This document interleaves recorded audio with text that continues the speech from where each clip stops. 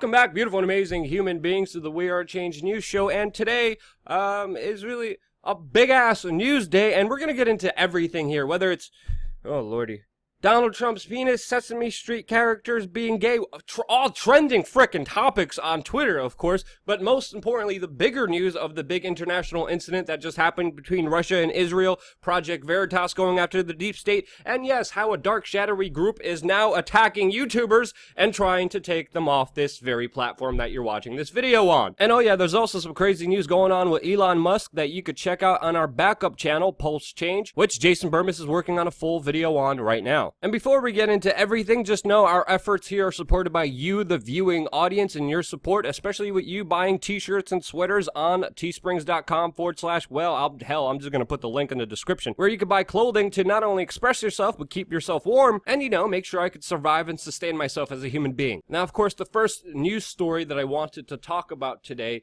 is headlines like this running in mainstream media publications saying YouTube's alternative influence network breeds right-wing radicalization, report finds. A dirty, disgusting propaganda piece that is being promoted out there by the mainstream media right now, all based on a study by the Data and Society Research Institute. You know, it has to be a very fair and balanced organization since they're being funded by corporations, NGOs, people like George Soros and the New York Times. Yeah, that's where these people get their money. And not surprisingly, they attacked people for having different opinions, debating those opinions and concepts, disagreeing with each other as somewhat of a mass conspiracy that they decided to untangle in this stupid chart that lists people like Joe Rogan, Jordan Peterson, Dave Rubin, and others, and without any evidence at all, said that they are radicalizing young people to far right-wing ideologies. Even Tim Pool was on this list, who had to reiterate that he is a social liberal who supports the LGBTQIA+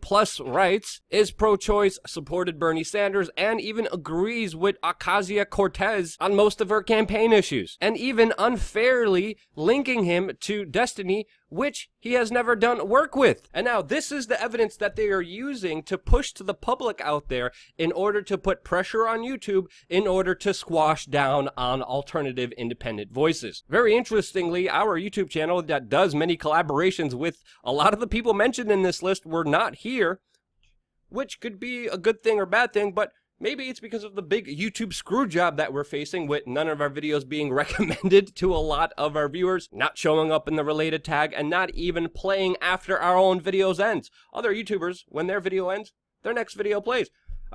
We tried to avoid that with playlists. That doesn't even happen here. But let's call this out for what it really is, because the mainstream media is losing control of the narrative, which is being challenged by independent creators, most of which were listed in this conspiracy chart that they put out there today. And these giant news monopolies, of course, want to shut down their competitors since they're losing their viewership to people who actually make sense and resonate with people more because they tell the truth more often than the people who are working for special interests. So yeah, that's happening. And now before we get into Donald Trump's penis and the Sesame Street characters being gay and other shadowy groups trying to take down people news, we have a new video from Project Veritas that debuted today that was labeled Deep State Unmasked, where they went after a, quote, resistance member who is a member of the State Department, who on camera said he is there to, quote, F things up, and is also a Democratic Socialist who admitted writing emails for the Democratic Socialist organization while he was on the job at the State Department, which Project Veritas says violates the Hatch Act, and even caught what looks like a low-level State Department worker bragging how it's impossible to fire him. And we'll see how true that statement is with this video, of course, making the rounds in right-wing circles, and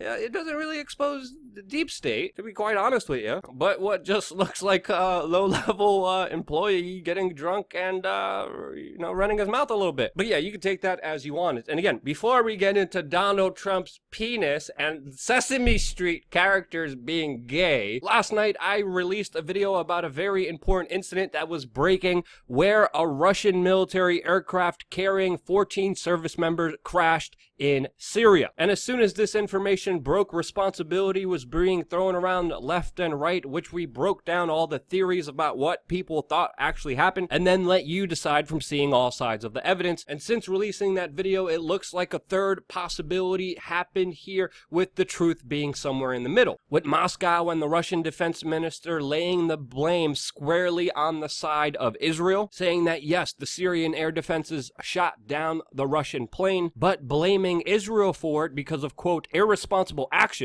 saying that Israeli pilots put the aircraft in the path of Syrian air defense systems in a, quote, deliberate provocation. Clarifying, saying that Israeli F-16s used the Russian air transporter as cover while carrying out missile strikes against targets in Syria. Vladimir Putin, of course, released a statement saying that what Israel did violates Syria's sovereignty and that Russia reserves the right to take appropriate measures after this action. Of course, Israel's Prime Minister Netanyahu contacted Vladimir Putin right after this incident, at first expressing sorrow for the death of the Russian servicemen that died because of this incident, and then later in the day, Israel's military kind of contradicted that statement by rejecting responsibility, saying that Israel holds the Assad regime, whose military shot down the Russian plane, fully responsible for this incident, and then also adding later, not just them, but also Iran and Hezbollah, saying that they are the ones that are accountable for this unfortunate incident. And very interestingly, they also released a report that contradicts the Russian accounts of this incident by saying that the Israeli F-16s were in Israel already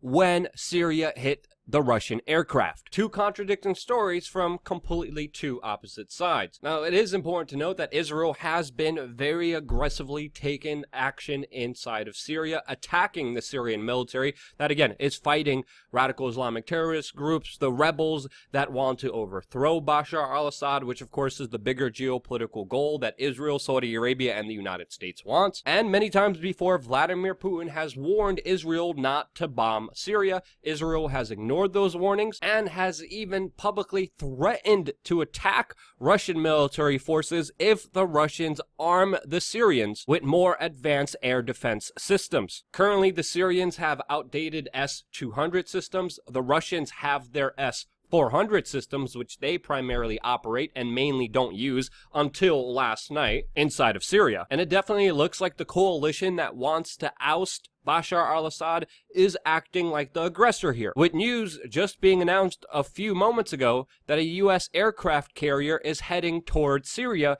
because of these recent developments. So yeah, that is my clarification for the news report that I did yesterday. And again, I reiterate the same talking points that this situation is idiotic, stupid, does not need to happen, and I think we should all be aligned against global Islamic jihadism and, you know, maybe not try to support it by attacking the people who are actually fighting them on the ground. But yeah, that's just my opinion. If you think I'm wrong, let me know why in the comment section below. And again, before we get into Donald Trump's penis and Sesame Street characters being gay, in related news, the UK-US Saudi Arabian coalition committed yet another massacre inside of Yemen today, killing over 18 fishermen in a country where the majority of the people are already facing mass starvation and disease, and where, of course, the US Saudi Arabian coalition are fighting alongside Al-Qaeda, which even the Associated Press revealed were working in alliance together to fight against mainly the Houthi rebels, which the Iranians back. So yeah, once again, the foreign policy of Donald Trump is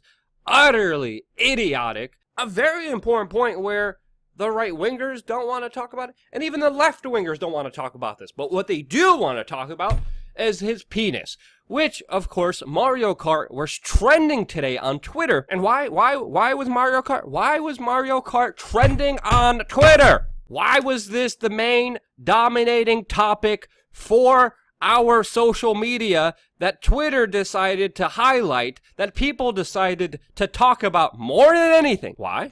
Well, Stormy Daniels compared Donald Trump's penis to Toad from Mario Kart. Yeah, so that dominated our political discourse. That was, of course, very civil today. Again, ranking out of everything trending 3 specific keywords related to this, which have only been replaced by Bert, Ernie, and Sesame Street, because now the former Sesame Street writer says that Bert and Ernie are a gay couple. Yeah. Fictional characters puppets who had a fist up their, are being talked about hypothetically being gay.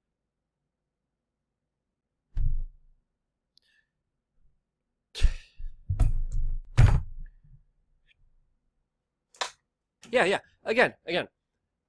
Social media algorithms are manipulated to push certain ideas out there and to, of course, hinder other ideas from getting out to the general public. We have caught Twitter, Facebook manipulating social media algorithms for their personal benefit and, of course, their bigger bias and the interests that they serve. So in my opinion, this is all being done deliberately to continue the dumbassification of the American people, so we don't talk about the actual issues that actually reach out to us, affect us, hurt, kill, maim, create war, poverty. Yeah, those issues. No. Let's talk about fictional Sesame Street characters being gay and Donald Trump's penis. And again, if you agree with my sentiment, your clicks, your likes, your shares are more important than ever. You bet your bottom dollar our videos are probably not going to be recommended on other YouTubers' channels. So it's really just up to you to help, maybe relieve some of this dumbassification pressure being put on American society with some actual news and issues that actually do matter and affect us. And if you agree, share it. So yeah, that's happening. I love you guys. Thank you again so much for watching. Stay tuned for more.